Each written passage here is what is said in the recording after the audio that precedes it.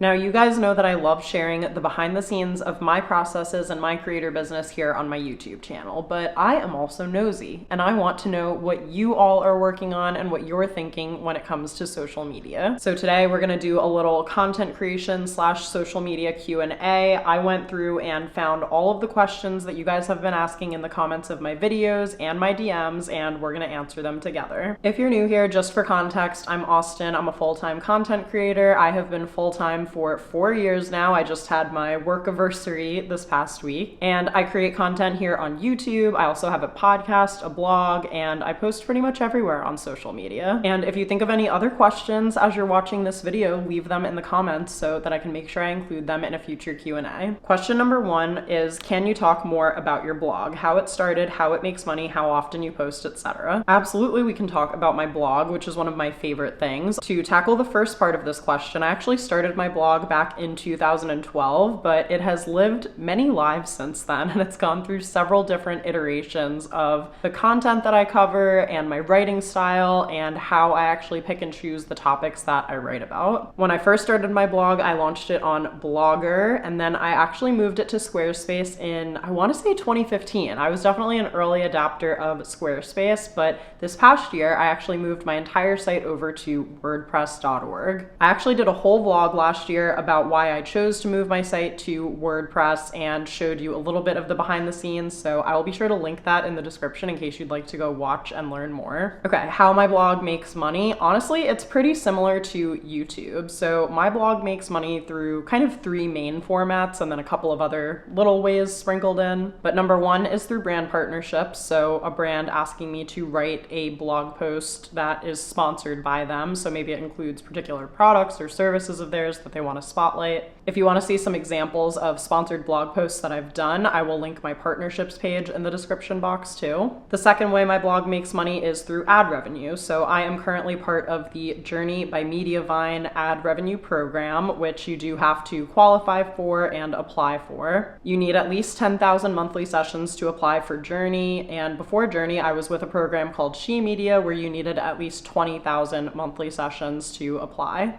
And it's pretty similar to how YouTube ads work, which is sometimes ads pop up in the middle of a video or at the beginning of a video. You might even notice ads on the sidebar as you're watching this video, and that's basically how blog ads get placed as well. They can become pop-ups, they can be placed throughout the content, or they can be on kind of a still banner at the bottom of the site. And then another way I make money from my blog is through affiliate links, which I basically include in, I would say, a majority of my blog posts. You guys are probably familiar with affiliate marketing by now, but basically if I link out to a product and you click on my link and later make a purchase, I will get a commission from that purchase. And I want to say that I did not make a single cent from my blog or social media really, I think for the first 4 years that I was doing it, which was from about 2012 through 2016. And I think that's fair because things were very different back then, but also I was still really building my blog. I was trying to grow my readership and also find my voice as a writer, which I think became more clear as I continued to write over the years. The more I did it, the better I was getting. And I was actually recently updating some of the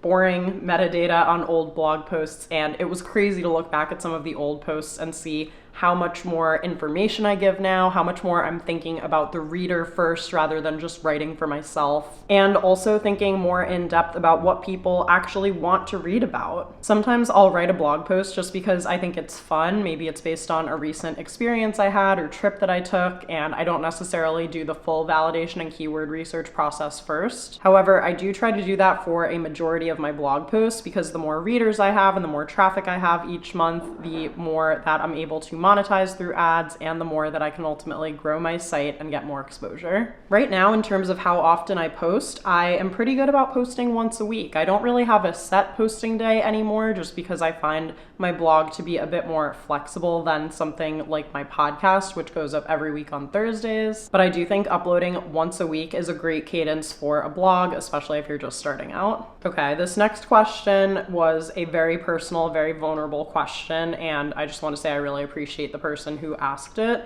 What advice would you give to someone who's been trying to get to the point where they can be self-employed and run their own business? It's been years of trial and error for me, and I'm finally beginning to reap what I've sown, but some days are just plain hard.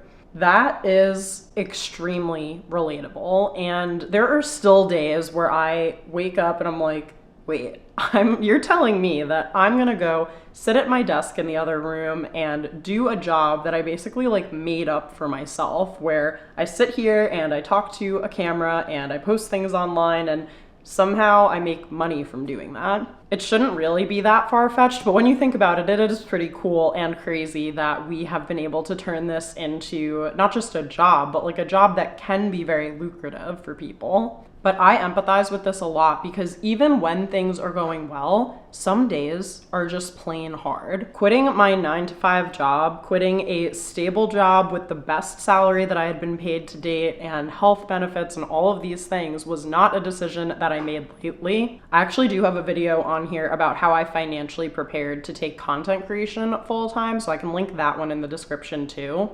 Even if you're a small business owner versus a content creator, you may still find it helpful. But if I go back to the core of the question, which is advice for someone who wants to be on their own but doesn't feel like they're there yet, first of all, don't let anything you see on social media or what any gurus tell you influence you to feel like you need to quit before you're ready or make the leap before you're ready.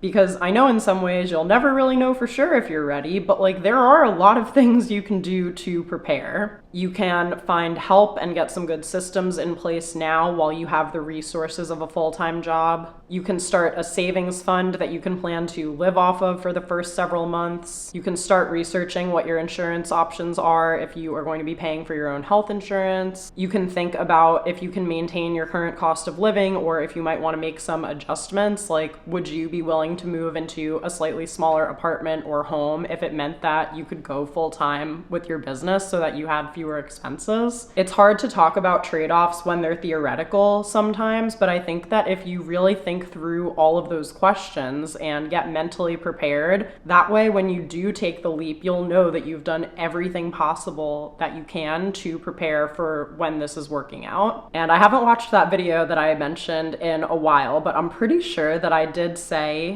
that I had two things going for me that helped me know for sure I was ready to make the decision, which was proof of income and proof of time, meaning that I had already managed to bring in repeatable, substantial revenue, even when content creation was my side hustle, which gave me the confidence to know that if that's what I could do with just a couple hours a week that I was spending on content creation, imagine what I could do when with 40 hours a week, or, you know, usually more like 50 to 60 if we're being completely honest. But think about what I could do if I really did have all of that time to put towards this. So proof of income was one thing, kind of hitting certain milestones and being able to see where the different income streams were coming from. And then for me, it was also proof of time. The fact that, like I said earlier, I started my blog in 2012 and that I still to this day love waking up and creating every day. Like that just proved to me that I wasn't going to get sick of this overnight and say like, what a horrible mistake I made. And I think the hardest part of growing a small business is to keep going when it feels like nothing major is happening. And I think that's why it's really important to highlight and spotlight all of your small milestones as you are working and building up your business to continue to hype yourself up and get yourself motivated to keep working. I also, though, take a lot of comfort in knowing that I'm not the only content creator who feels that way, and I'm not the only small business owner who feels that way. The fact that you've been able to do so much trial and error means that you're learning, and each time that you see something that doesn't work, you can make a decision the next time that'll put you back on the right path. Definitely make sure you're celebrating every small win along the way, and even if you're a little further off than you'd like to be from the reality of making this your full focus, start planning like it's going to happen, because you never know. I mean, things are a little crazy in the economy right now. Not sure if you're based in the US or not, but you could be a small business owner tomorrow for all I know. And having a plan in place will make it a lot easier for when that transition actually comes. Okay, another question I got is, what is your favorite niche? If you could start all over again in any niche, what would you choose and why? Oh my gosh, wait, this is such an amazing question. I'm gonna answer the last part first. If I could start fully over again in any niche, I don't know if you guys know this actually, but I did technically start this YouTube channel in 2015. All of my videos from then are privated. I have never mentioned that before on this channel, as much as I'm aware. But I did try to start this YouTube channel in 2015, and I thought it would be cool to do kind of like an intern diaries series where I talked about my experience interning at Cosmopolitan. Now, I think this content missed on two of the main things that you need for a good YouTube video, which is interesting content and some bare minimum production value. I filmed these videos that were grainy and backlit and echoey in my dorm room at Barnard, so production value truly not there. And then as far as engaging content, there wasn't really a lot I could say about my internships while I was doing them. I would be like, oh, we had this shoot for this thing, but I can't tell you who was involved and what brands we used and all of those different things. So my content topic wasn't really clearly thought through. But I would go back and just start doing day in my life vlogs from all the way back then, just because there would have been less competition. I could have made them a bit more specific, like day in my life as a college student, day in my life as a post-grad, like 21-year-old living in New York City, day in my life as a magazine editor. Like, I really feel like I could have leaned more into it, and I did technically start vlogging while I was an editor, not at Nylon, but at Interview. And I just like the idea of that because I think that would have really challenged me to make lots of different styles of videos and still integrate content creation really well with just me living my day-to-day life, which is one of my favorite things about vlogging now. If I were to name a niche or like put a title on that, I guess I would lean into the life in New York City niche because I feel like that is something that a lot of people are interested in. People want to know, like, what's it like to live in New York? How much money do you spend there? Where are you eating dinner? Where do you go out? Who are your friends? How do you make friends? And I feel like through vlogging, I could tap into all of those things if I were truly, truly starting back in 2015 for real. But I think my favorite niche right now, like outside of that, is still probably beauty, just because to me, beauty checks a lot of boxes. Number one, if you're a content creator, I think it is the easiest way to get started is to just show what you already have and talk about your favorite products. There is just something to me about beauty that is always going to be so therapeutic, and I can't explain why. I just think that for people who are true makeup artists, like their talent and their attention to detail and the looks that they create is so mesmerizing to watch. So I love watching kind of like a true artist at work on that side of things. And then on the other side of things, on more of like the TikTok unedited side of things, I love when people do story times and they're talking to me, but they're doing their makeup. I love the duality of being able to hear a great story and also have something to watch. I mean, beauty is an incredible niche for so many reasons. Number one, it's a great one if you do want to monetize. Beauty brands are constantly casting content creators for event appearances, for brand partnerships, for their actual campaigns sometimes as well. I think beauty brands do incredible press trips. I think beauty is also one of the easiest things to get gifted as a content creator because the cost to make beauty products is actually so low. It's the packaging and the marketing and all of those things that end up making beauty cost what it does. But the margins are so high for beauty that a lipstick that costs $3 to make that sells for $24 is going to give beauty brands a lot of profit. And so beauty is definitely a niche that is able to pay creators. Much more so than fashion, I would say, more so than travel or food or those types of niches. But yeah, I do think that beauty is my favorite niche just because, again, especially on a platform like YouTube, you can really still get a sense of someone's personality. You can build that deep connection and that know, like, and trust. And I just think it's fun and something that is like a universal experience for at least like me and my friends. When I think about growing up, us getting ready for like fun events together, even today, like getting ready for someone's wedding, like what are we doing for wedding guest hair? I'm seeing a lot of festival hairstyles right now on TikTok and like prom hairstyles and things like that. I just think that beauty definitely ties into different life events and bonding, and I absolutely love it. Okay, I got this comment on a recent video. I feel lost on the value that I have to offer. I know it's there, but what are some ways that I can learn to articulate my worth? If we think about articulating our value, I think that there are two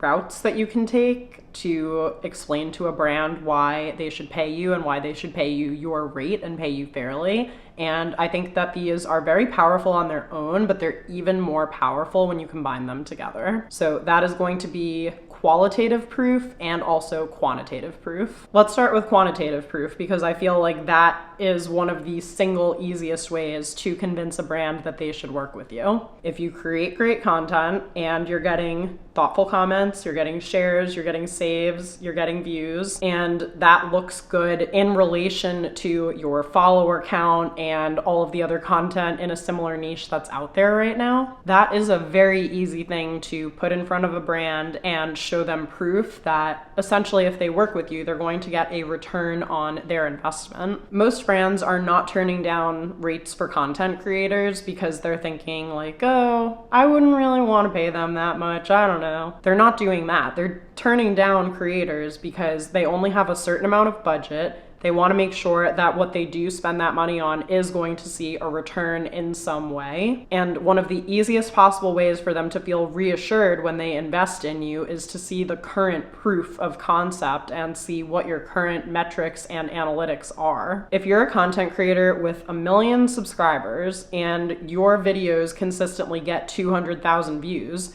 that is very strong engagement. That's basically proof that if nothing else, 200,000 people will encounter the video. After that, how many of them, watch it all the way through, like it, leave a comment, actually make a purchase on whatever the brand or product is, that maybe is less within your control, but at least you even have that visibility guarantee. And this is something that I'm even struggling with a little bit right now because there are certain social media accounts of mine where if I were a brand and I went and looked at all of my numbers right now for the last 30 days, I might not be that impressed compared to some other people. And that's okay because obviously my strategy includes more income streams and ways to make money than just brand partnerships. But that also might mean that I just have a little bit more work to do to get my numbers up on platforms to make that part of the convincing factor even more powerful. However, even if lately your analytics are not where they want to be, if you have any proof that you have previously talked about a specific topic or a specific brand and that's been really well received by your audience, that is totally another number that you can highlight too. And I think that's worth understanding before you pitch a brand and before you put a certain number out there to say, if I were the brand and I looked at my accounts and I saw this number, would that make sense in my head? And if you feel like it wouldn't make sense, then maybe you can spend a little bit of time trying some new content formats and refining your strategy before you go back out and reach out to a brand. Okay, so that's the quantitative part, but then there is also the qualitative part, and this is where you get to really act as the storyteller and be very clear about all of the things that make you unique and that make you a great partner to work with. And this is the part that analytics can't necessarily capture. For example, I feel like one of the main reasons that brands like to work with me as a creator is because I have over a decade of experience. I have relevant previous professional experience, having worked as both a magazine editor and the content director at a tech startup. And I am a responsible brand partner as well, in the sense that I respond to emails, I meet deadlines, I follow the brief, I submit things on time, I invoice correctly. That in itself is something that is actually, from what I've heard from friends on the brand side, not always easy to come by. If you can be a delight to work with, you will book substantially more work than other creators. So that's why I'm always a big fan of highlighting my skill set and highlighting my previous professional experience, because even if my numbers are not necessarily where I'd like them to be right now, that doesn't box me out from working with brands. If anything, maybe I would shift my pitches to say, hey, I made this piece of content spotlighting your brand. Would you like to license it and use it in ads? Them paying me to do that is not necessarily dependent on my account outperforming every other video that I've ever made.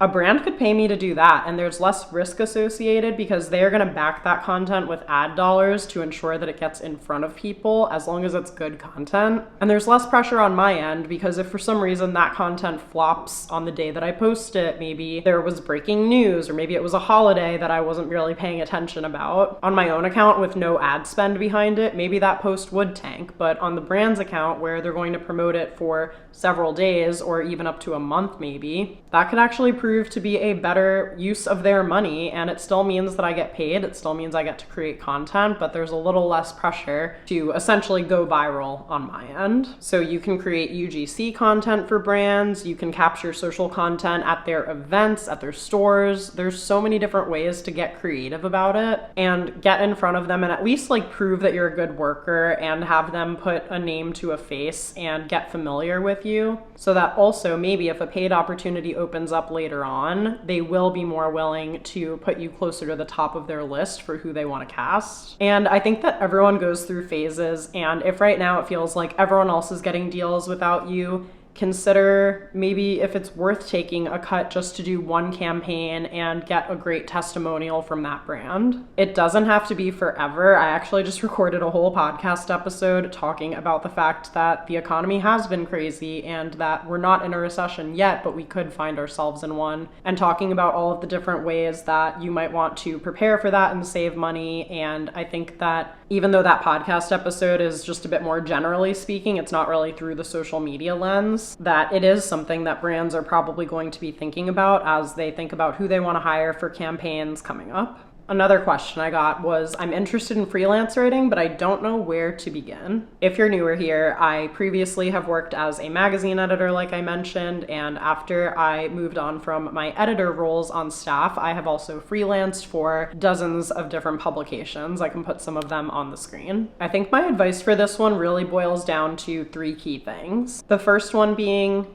be flexible and be willing to take on anything to start out with. Maybe that means writing an article on a topic you're super passionate about for a very small niche website. Or maybe that means doing random SEO roundups for a big name site, even though you're not that passionate about the writing that you're doing. If you can be flexible and be willing to take on any assignment in the beginning, that will still go a long way in terms of showing, again, the type of worker that you are, the fact that you can meet deadlines, and what your writing style is. My second biggest tip is to build your network of editor and freelance writer friends. I think it's safe to say that 99% of the bylines that I've had are just a result of me knowing the editor at a certain publication and letting them know that I was interested in contributing. Sometimes that would happen in the form of an email that's basically like, hey, I know we follow each other on Twitter. I saw your call for pitches. Here's like 3 ideas that I came up with. Other times it could be once I get into a conversation with someone out and about at an event and they say, hey, we need some writers for, oh my God, it just got so bright in here. Hey, we need some writers for Memorial Day sales that are coming up or Black Friday. That is how I actually ended up in a contract role at Refinery 29, where I went into their office a few days a week and was helping out with stories ahead of Black Friday and the holiday shopping season. And my third biggest piece of advice is to have an easily accessible portfolio of your writing samples. I strongly suggest getting a website, either like yourname.com or yournamewriter.com, and creating a portfolio of any of your work that's been published. And again, maybe you don't have any work published yet. Maybe you can create a blog and self-publish like 10 articles, again, just to show examples of your writing. It doesn't have to be a byline in Vogue or the New York Times or a huge publication, but people need to see that you can write. And as long as you have a few relevant examples, maybe just a couple on the different topics that you would cover or articles that you would like to write for magazines, it can be a really great way to get an editor's attention and make them go, oh yeah,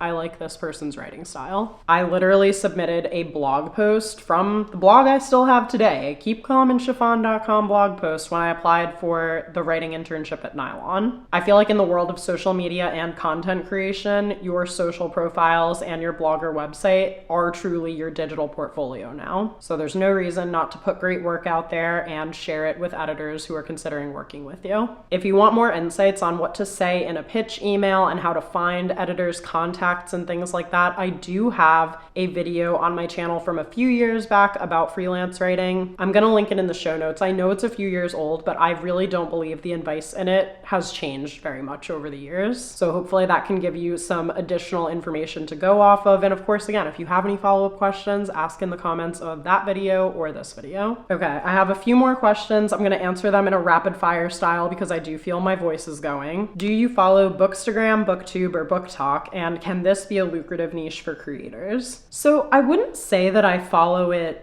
really religiously or that I intentionally seek out this type of content. If anything, I feel like I follow lifestyle creators who will share what they're reading, either in videos or maybe on their Instagram stories, or they'll create a list on like their Amazon storefront or Goodreads or something to show what they're reading lately. So sometimes I do like getting recommendations from people in that sense. I also listen to the Bad on Paper podcast where I get a lot of book recommendations. I feel like my TBR list always gets another edition or two after each episode. In terms of whether I think it could be a lucrative niche for creators, it doesn't like float to the top of the list for me personally, because I feel like affiliates are probably tricky with books. I mean, some people do shop straight up from Amazon, but a lot of people prefer to support independent booksellers. I don't really know what brand deals would look like for book content creators. I would be curious to hear more about that though. Unless like HarperCollins or Penguin or Random House or places like that are specifically sponsoring creators, I feel like if anything, they would kind of do it like in collaboration with another lifestyle brand. I guess the main thing would be like maybe ad revenue, maybe Twitch revenue. Like, do people live stream their reading sessions and their reactions? I'm not totally sure. Maybe the TikTok creator rewards program if people are creating longer book videos over there. I could see YouTube ad revenue being one way to make money too. Maybe a digital product of some kind to help you track your reading goals. I could go on about that. This is supposed to be rapid fire, so I won't. I could go on with more ideas for how to monetize a book account, but it doesn't jump out as a lucrative niche the way that beauty does, or home decor, or business and education. There are a lot of things that I would put on the lucrative niche list ahead of books. What events are you looking forward to this year? So work event-wise, I don't know if I have much to report right now aside from like the usual. Personally though, two of my best friends are getting married this year. I am in both of their weddings, so I'm super excited for that. I also have some fun trips on the horizon. One of the weddings is a destination wedding in Europe that I'm so excited for. I lost my voice screaming at the Jersey City Marathon this past weekend, which was something I was looking forward to, and Andrew's also going to be running the Chicago Marathon in October, so that should be fun too. Okay, and then the last rapid fire question was, are you making any money from Threads? I want to say no. At least not that I'm aware of. I did have the Threads bonus active for a while, but it did disappear for me after a few months. I don't think I ever made it past like the $140 threshold, so I have made a little bit of money from Threads in that regard. I feel like I'm underutilizing Threads though. I would like to be on it more. I might even look into scheduling out more posts on Threads, which I know I talked about in my spring reset video. But yeah, I feel like it is such a great app for networking and meeting new people and discovering new creators in your niche. So I definitely would like to be spending more time on Threads, and again, maybe I'll try to like schedule out a bunch of posts for the next month and see if I notice a difference in my analytics. Okay guys, that's a wrap on this Q&A. Please let me know if you have any new questions after watching this video. Leave them in the comments and hopefully I'll get to them in a future Q&A. I think I should hopefully be back to regularly scheduled vlogging programming in the next few weeks, so stay tuned and subscribe so you don't miss anything. And if you missed my spring reset, I will leave it as the up next recommendation on the screen. Thanks again for watching, and I'll see you in my next video.